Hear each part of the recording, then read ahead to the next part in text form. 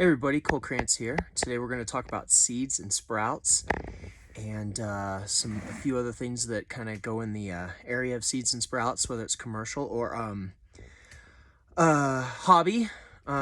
So let's see. Let's start out by seeds and where to get seeds and everything like that. I know that's a really big question all the time. People are always asking about that. What's legal and what you do. Where are the seed banks? How many seed banks? We actually have seed banks and places to get seeds here in the state of Colorado, so that's good. But for the longest time, no one could get them. And in the infancy of this industry, it was actually, there was a law that said you had to get state-approved seeds and do all that. And since then, things have dramatically changed. Now, personally, I have called marijuana enforcement in the Lakewood office in Denver multiple times and spoken with multiple different agents on multiple different tiers and levels of the institution over there. And there's no way to actually track seeds and do seeds like that and things like that. And it's just they quickly found it was a waste of time. I never get definitive yes or no's, but it's mostly like, no, we don't care. Or what, yeah, however that's supposed to go. But there are plenty of places to get seeds, and you can buy seeds from other growers and people who are willing to sell them and everything. As far as hobbyists and everything, you can get into a magazine and you can get seeds that way. I hear people getting some success through that. Online, I hear people get success through that too as well. One thing that I can definitely say that you don't want when it comes to buying seeds is anything out of Canada. It's just, I've tested it too many times. I've received so many free seeds and things like that, and every single thing I've gotten from all over Canada has been complete and utter garbage. Just trash. Really, really bad. And plus, I really don't know how much I trust Canada's marijuana industry, period, because, they thought it was okay to use Eagle 10, which is great for grapes and wine and stuff like that, but even then, I don't even want that in my system. But yeah, you smoke that stuff, it's going to kill you. They made a lot of people sick up there, I guess, in their medical industry. This was a while back, so obviously I'm sure they've changed things. And not that I plan on ever visiting Canada, and even if I did, I would definitely take a weedcation. I wouldn't be smoking pot. So anyway, let's talk about seeds. So for people that if you're doing your commercial grow and everything, when it comes to seeds, when you buy them and you'll receive them, they'll have a package tag on them like this, okay?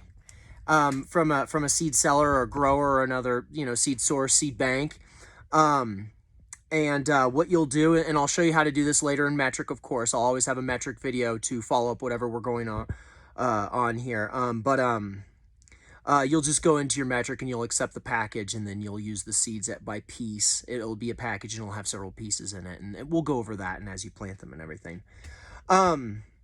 Let's talk about starting seeds and planting seeds and everything like that.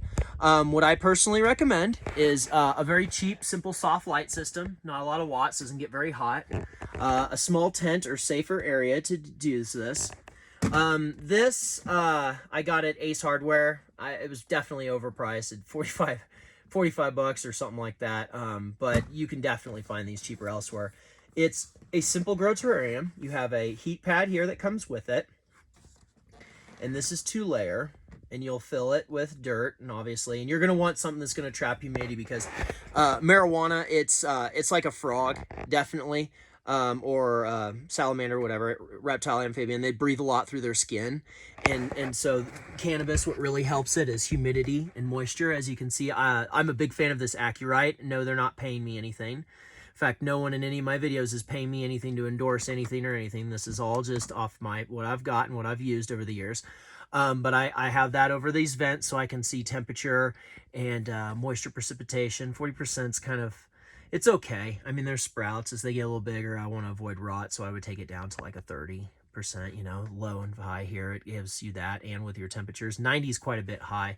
So as you can see, I opened up some flaps and I'll have some air flowing through here, which is simply all you need when it comes to these tents. Believe it or not, you don't need air conditioners on them. A simple exhaust air can actually does wonders on these. And these things are awesome for growing, a couple hobby plants, maybe one, and they're awesome for doing cloning mothers as well as your sample plants. And I'll get into that when it comes to lab testing and everything, and what I can't believe people are allowed to get away with. It's either here nor there. Now, as far as dirt and medium, I'm gonna do a video and everything a lot about that, because there's a lot of big time scam artists and there's a lot of garbage dirt out there, and you need to know about it. I don't have money to buy it so I can show you, but I'm gonna buy some when I get some money, if I get some money, and I'm gonna use a simple soil test kit, and I'm gonna show you flat out. Plus, there is a dirt company out there that is absolutely shattering people's grows, pest-wise. I've never seen such worthless dirt that's nothing but just coir and moisture control medium. There's actually no dirt in the dirt, but for the first time in my whole career, I've seen spider mites, never at my grows, but at a lot of other people's grows. And the one thing they've had in common is this dirt they're using. And come and examining the dirt, it's full of thrips, it's full of, it's just, and no matter what, when it comes to dirt, yeah, you're going to have pests and everything. Thrips are pretty common and things like that. And they're super easy to control, super easy to kill. Pest-free, organic-wise, so many ways of taking them out. But yeah, so the medium I'm using here is I'm using Happy Frog. Once again, a company that's not paying me or anything to endorse it, but I just put a little in there. As you can see, we have some sprouts, been a few days. But I use, I'm a big fan of this Happy Frog Jumpstart Potting Soil. I also really like another one they make, Ocean Forest. Typically, and when I get into dirt, I'm going to show you how to build your dirt, and when it comes time for a good transplant for the plant's final pot and everything, I'm going to show you what I do to build my dirt and do that. But I typically use Happy Frog and Ocean Forest are my main medium mixtures. I'm actually going to try out this new Mother Earth stuff. Hopefully it doesn't have a lot of wood chips and stuff like that. Like, if you buy dirt and you see wood chips and everything in there, really avoid that stuff. If you need, stuff to retain moisture and to hold that stuff, you're really going to want coco coir. And I know it's super expensive, but there's several ways you can get it, brick or bag. But cocoa not only retains moisture, but it really cuts down on molds and stuff. Wood just grows mold. I'm originally, I grew up in Kansas City. I know KC and Missouri and the humidity there and the insanity of it. And yeah, you see all types of spores, lichens, and funguses and jellies when you do forest walks and everything through places everywhere from Ozark to Osceola to even, good wooded parts of Kansas City and stuff, even in Kansas. But yeah, but because of that, places like Kearney, you get morels. So, you get some. Now, a lot of people, they like to start their seeds by putting it in a paper towel, and they think that's the best way to do it. Honestly, most of those paper towels are bleached and they go through a bleaching process. You sure you want that in your seed and everything? Plus, it also greatly increases the margin for error, meaning the first thing that pops out of your seed is actually its root system. The seed actually encases and a lot of times will carry upwards with the plant, but the seed part stays with the leaves. And then the plant naturally sheds them, or you can just gently just kind of pinch them off and everything. But so if you're going to do that by towel method, you really don't know what you're doing. And plus, if you're going to do it a few hundred times and everything commercially, you're just increasing your margin of error. Honestly, it's best to just let nature take its course and put them directly in the dirt and do them in the dirt. It really is. And plus, you're going to want your strongest, best ones to survive, right? They're going to yield, you want some, a little bit of, a little evolutionary fight, a little best of the best there, Darwin. Not saying that, anything about that because I'm from Kansas. Yeah, the one thing that I do and that you can do and that I recommend for starting your seeds is actually scoring them. And you can get a very nice, don't go super fine. I'd say maybe 3 or 2 away from the finest your hardware store can offer with some sandpaper. And you just simply take the seed and just scratch it across. What I like to do personally is I like to take a book of Strike Anywhere matches. And I like to hit the match on the side of the thing. And I know that's, I'm in the imaginary world of that science and all that maybe that sulfur could help it grow. Because, fertilizers are filled with sulfur and stuff. But sulfur dioxide, I don't know, blah, blah. No, really, I just prefer to use a box of matches. The side of Strike Anywhere's Diamond brand. it's coarse enough that it scores them just nice and gently. And what that does is it helps allow the plant to shed the shell, because that shell stays, that seed, it becomes a shell over the leaves, and that's where it goes. The first thing that pops out is the root system. So, it makes it easier for it to pop that off, as well as, a moist environment. But as well as it allows, the initial moisture and everything to get in that seed really quickly and stimulate the first areas of growth. As far as fertilizer or anything, don't do anything. This plant, well, it just really, if it has good compost, good bacteria, very, light in nitrogen, but, it's kind of light in everything else. Just it already has its initial nutrition already in it, and it's going to want just some simple basic stuff, and you can find that. When sprouts start to get a little bit big, I'd say about when they start hitting the 1/2 inch, 1 inch and everything mark and everything. If you notice some coloring with the leaves, which means that they could use some food and everything, and I'll show you some stuff like that about that, leaf colors and all that here down the road. That's when I actually recommend some unsulfured molasses, very, very light, like a couple, like for, say you're doing 2.5 gallons of water, I'd say, a couple tablespoons will do, and just dissolve it in that nice lukewarm water. And don't pour it on the plants or anything. No, at this stage, it's best to let the plants, make those roots grow, and the roots will naturally, they'll head towards moisture. So I say, put them in their little potters, and then water the tray. Don't water the plants, water the tray. Make sure you pH your water. You're going to want anywhere, marijuana loves 5.5. Most plants are 5.5 to 6.5, 6.8 on some. I usually shoot for around 6. I'm going to want to also talk about pH testers and things and stuff like that. Really quickly. Honestly, if you're going to use anything though, for the time being, seriously use this. These simple little ones, they're by General Hydroponics. They're not paying me anything. But this is really the only thing I trust. I know you can go out and buy a expensive digital one, but if you look at the prawns on those things, and I have some, and I'll show you why I don't like them. I'll do a video on this, but, for right now, go for, yellow water, not your yellow water, but, this pH yellow water. The reason why I don't like the digital ones and everything is because, yeah, they'll work for a while, but pretty soon marijuana is going to want things like calcium and stuff. And, calcium is a mineral, and it just sticks to stainless steel. Stainless steel, for those of you who are chefs and everything, that stuff is a soft metal. It scratches super easily. So yeah, those things, they go to hell really quickly, because there's no way to clean that calcium off them without scratching those stainless steel sensors and everything. And plus, nothing is more immediate and better than a chemical reaction.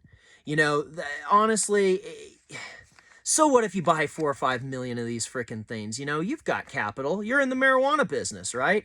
And for those of you hobbyists, this'll last you a long time. You're not going to do more than 6 plants. I mean, not here in Colorado.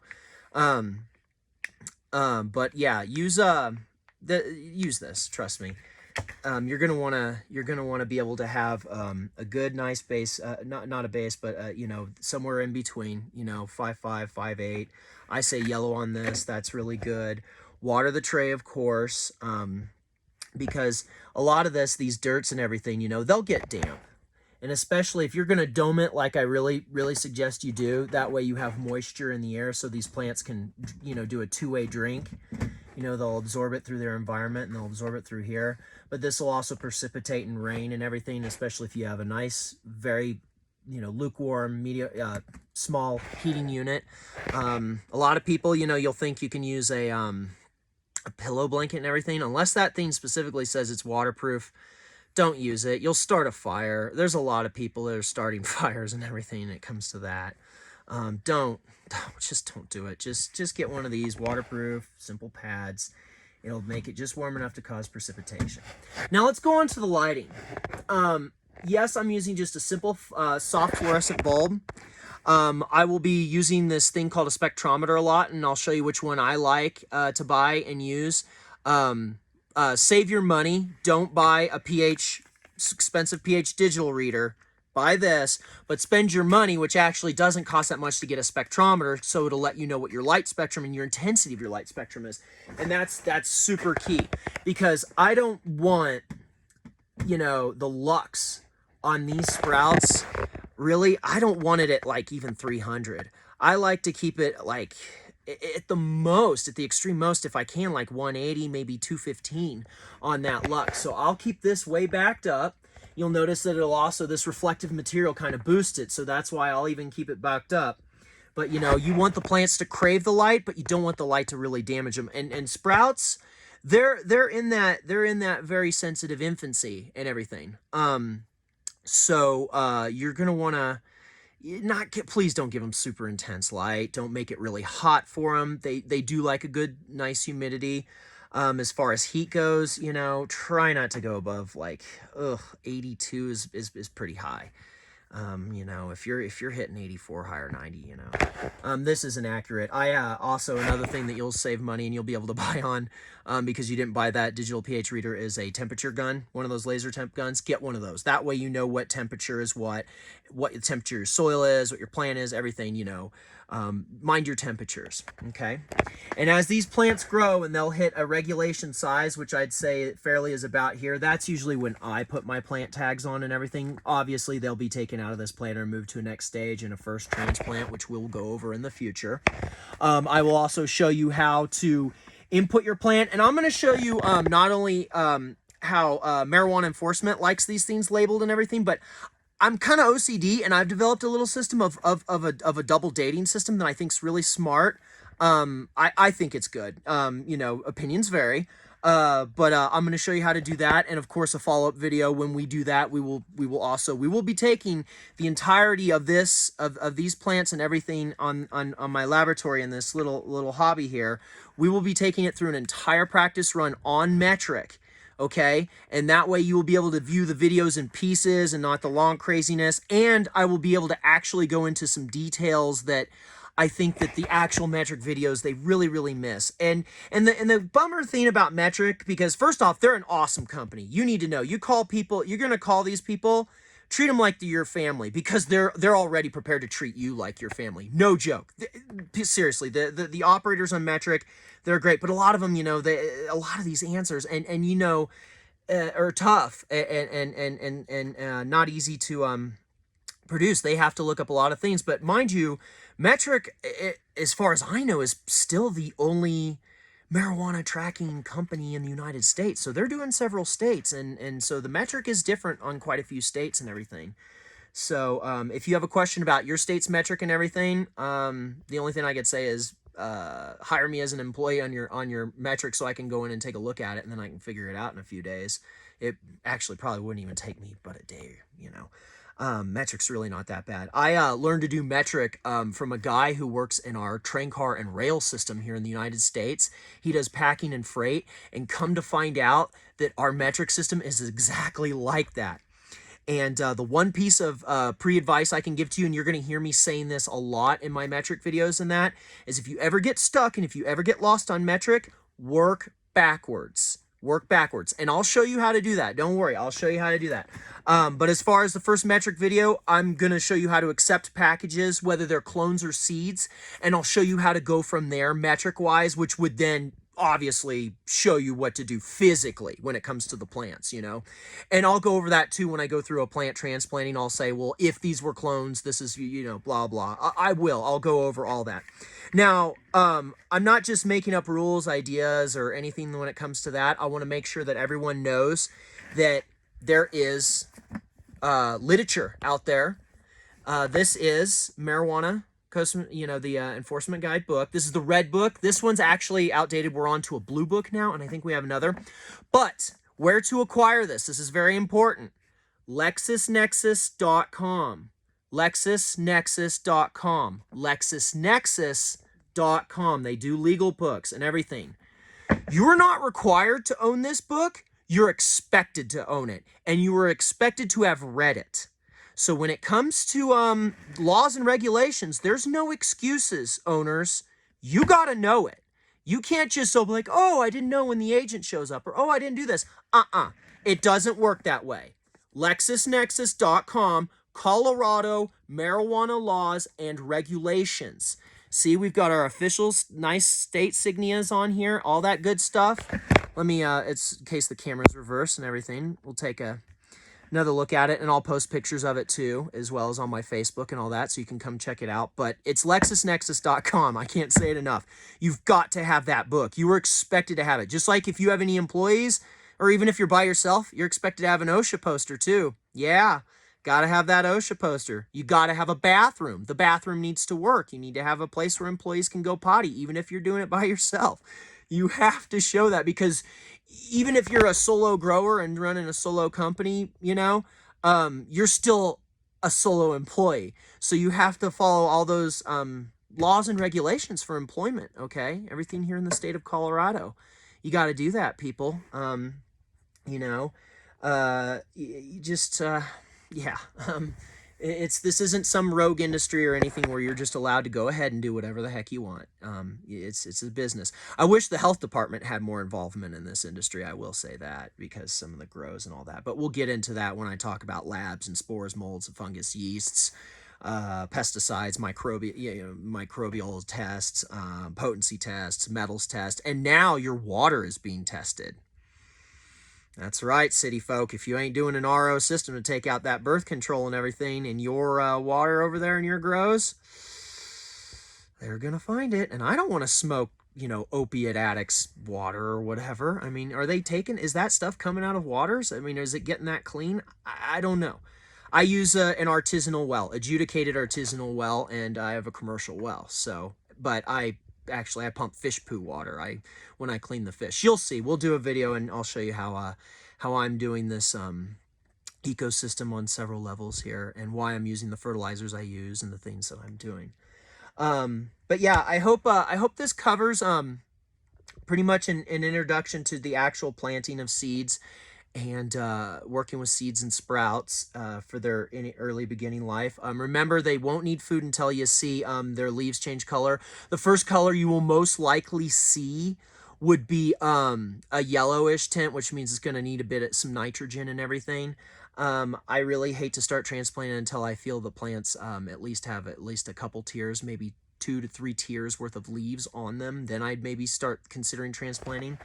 And when we do that, I'll show you, don't ever save these. Seriously, it's not worth the investment of trying to hurt the plant by saving the utensil. Cut it open. I'll show you all that.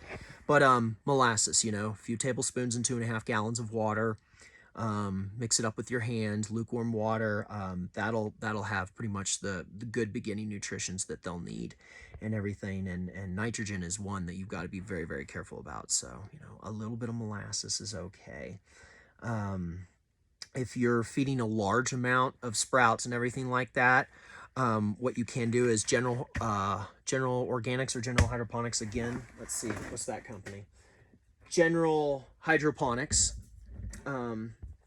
They make a really outstanding Alaskan humus. So if you're gonna do a batch of water, take maybe a couple handfuls of that and really savagely break it up fine, super, super fine, get it as fine as possible, and then just add it as your water, because that stuff is actually really hot and it's really good for recharging soil. But if you need a light nutrition, I'm talking about a couple handfuls to like a few 100 gallons of water here, people. And you'll break that stuff up and let that get in the water, and then add a little molasses, and you should be fine. Now, as far as products to pH your water, I've worked with a lot of companies and fertilizer companies. I really have. I've used a lot of stuff. I've everything from all the free samples I've been able to acquire to all that stuff. I really am picky when it comes to this stuff. Me personally, and there's other things that if you like, organic lines, synthetic lines, all that, we'll discuss, and I'll give you my 2 cents on all that. But as far as finding a good pH down and good pH up, once again, I'd like to talk about General Hydroponics. And the reason why is because, so be really careful with your pH down, by the way. I mean, first off, it's serious stuff. I mean, we're looking at, oh man, yeah. Causes burns of swallowed, a nice premium phosphoric acid. Yeah, be very careful with this stuff. And of course, acid into water, not water into acid. There's no recommended dosage or anything when it comes, so very, very little amounts at a time. The reason why I like General Hydroponics, pH is up and pH down, is because, it's not super concentrated. You can actually pour and do some things and adjust until you do those testers that I showed you and get the color water that you want.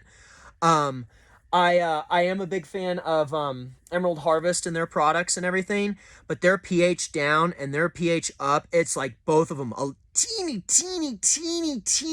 goes a long way. And it's so hard to scale with such a very potent stuff that you're going to end up wanting to mix it on the side into a pitcher of water and dilute it. And then when you're done, well, then you're wasting it. You're pouring it out. You're pouring it on the ground most likely and all that. And yeah, those things bother fish, so that's why I'm super careful with them. So it's better off to use a company when it comes to this that you're actually going to use, and you're going to pour, and you're going to have some room to make error because you're only human, unfortunately. And I think those are best. I'm not knocking Emerald Harvest versions or other companies' versions, but their pH downs and surprisingly their pH ups usually takes a lot more a lot more up to bring it up than it does down to bring it down. Down is, super easy. Phosphoric acid, of course, but you just don't want to be yo-yoing your water and all that phosphoric, and then the other one, it's just yeah, less is more.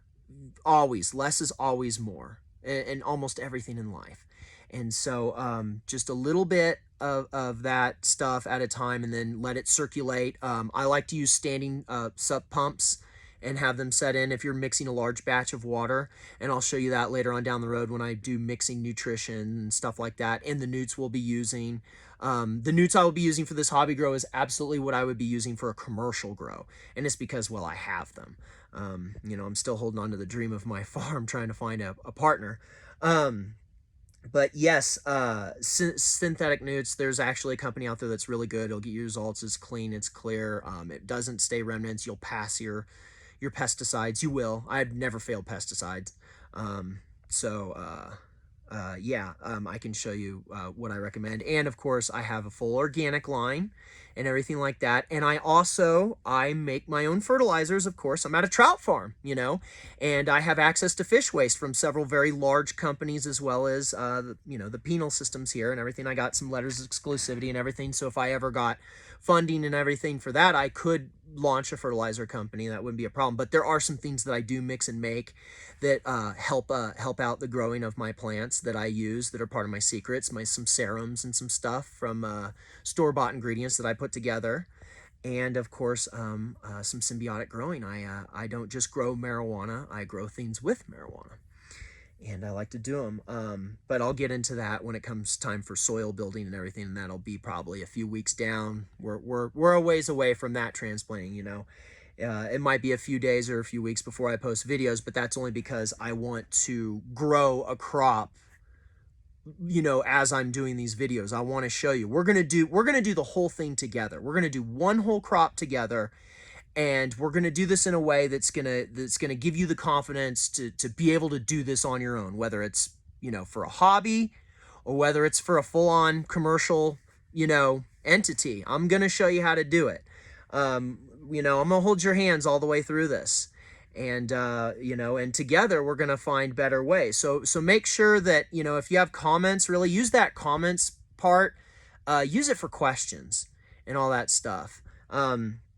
Because if there's something you think I've missed in a video or anything, or something that you're experiencing, or you've already done, or you've already done this or that, what can I do to stifle it, or, protect or carry on with this? Please comment. Let me know. I will answer it. If I get enough of the same question, heck, I'll do a full video on it. There's some tricky things here. It's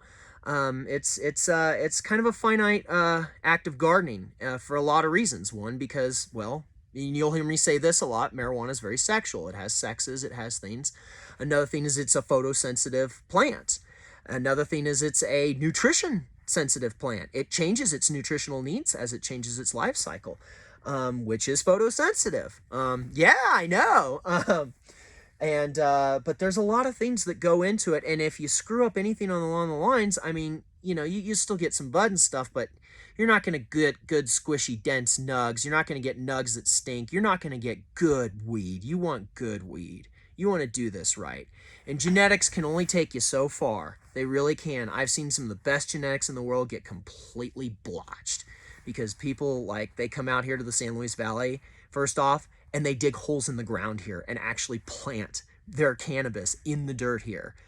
And so for those of you who are not from here, this is a multi-million-year-old lake bed. So, you know, it snows, it looks like it snows year-round here, especially at the trout farm, because of all the alkali that just comes up and surfaces because of all the water we're running to keep these fish alive. So, but anyway, either here nor there, I hope I was able to, you know, help you get the ins and outs of just the very beginning here. Metric video, of course, will follow. I'll show you how to accept your package tag and do some things, and maybe we'll time given on how long it takes to explain some things of that and all that. Maybe I can explain maybe starting to make plants, but I think that would be a little bit early and a little bit premature, especially because we're way under regulation height, and we'll talk about regulation height and everything. Of course, late when we do the tags and we go on to the next level and stages of our plant's life and everything. So. Sounds good. Don't forget, ask your questions in the comments below. If you need to contact me or anything, you can find me on Facebook, Cole Krantz. It's that easy. Feel free to PM me. It's not a problem. I have no problem answering your questions. Yeah, just let me know what you're looking for. Oh, and if you have questions or anything about hemp, there's absolutely no way whatsoever I'm going to help you. Don't ask me. And don't tell me you're growing hemp. I don't want to know anything about hemp. I don't want anything to do with hemp. It's poison, and it's destructive industry that's helped destroy the marijuana industry here and other places. And hemp growing needs to stop immediately. So that's my 2 cents on that. Got a little political. Anyway, good luck. Get your seeds, get your clones, get ready, get started. Same thing with clones. Leave them in a nice humid environment, nice little dome and everything. And when they get close to the edge of the dome, that's typically when they're in regulation height. And we'll be going over that when these plants get regulation height. So, all right, I hope to see y'all soon back here, and we'll work on the next stage of growing. And stay tuned also for the metric video on what we went over. All right, bye.